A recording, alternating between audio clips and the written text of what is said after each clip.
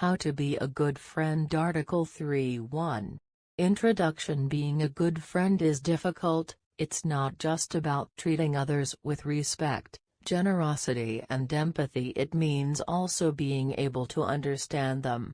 2. Respect as a component of friendship. We all have friends or not, and we've all made mistakes or not in the ways we treated them. All of these are examples of how we treat friends, and none are good ones. The above applies to the animal kingdom as well. The ability to be a good friend is an example of being able to empathize with other animals. No animal is perfect, but we should be able to recognize that other animals have feelings just like our own. This might sound like such a simple point, but it is not easy to put into practice. If you find yourself making assumptions about another person's feelings or behaving in an unkind manner towards them because you don't know how they feel, then you've done something wrong. 3. Generosity as a component of friendship. Generosity is something that's far too often taken for granted and deserves much more recognition. It's not only a great virtue in itself, but one that can also create tremendous value. Being generous with your time, energy, or money doesn't just make you feel good, but can actually create value as well.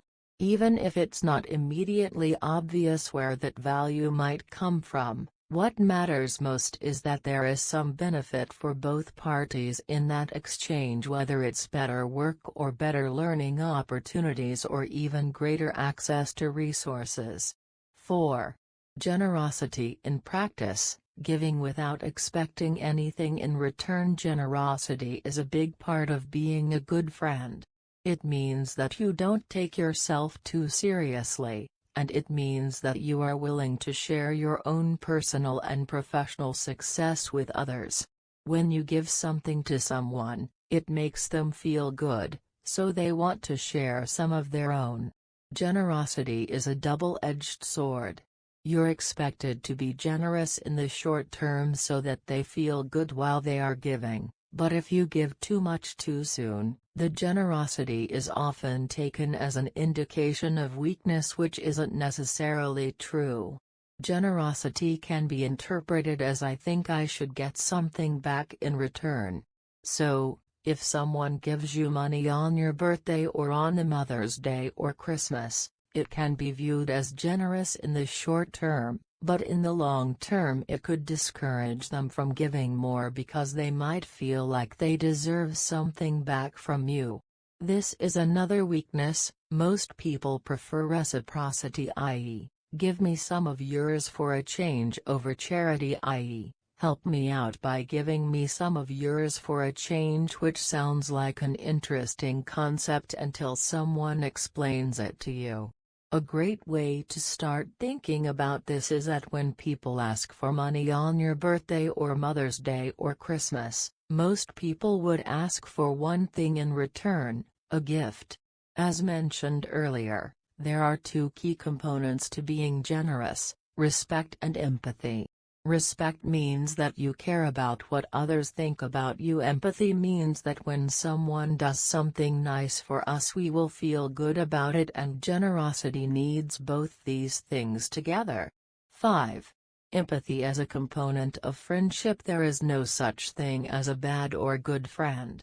Even the most unlikely of friendships can be beneficial, and the best friendships can lead to the greatest benefits.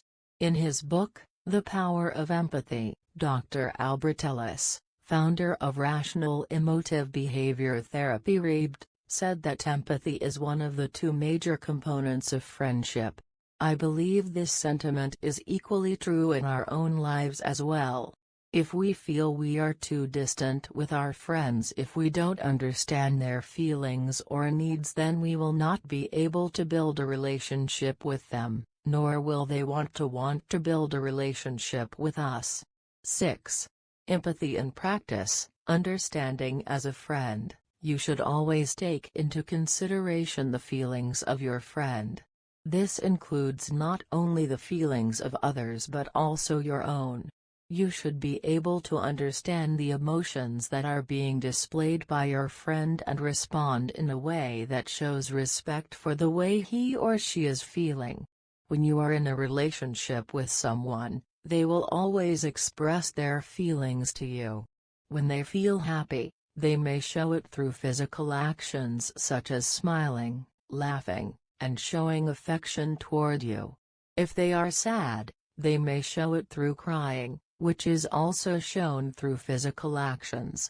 These physical actions may differ depending on the situation. For example, if one person is sad but wants to cry publicly while another is angry and hides it from everyone else to avoid making the situation worse.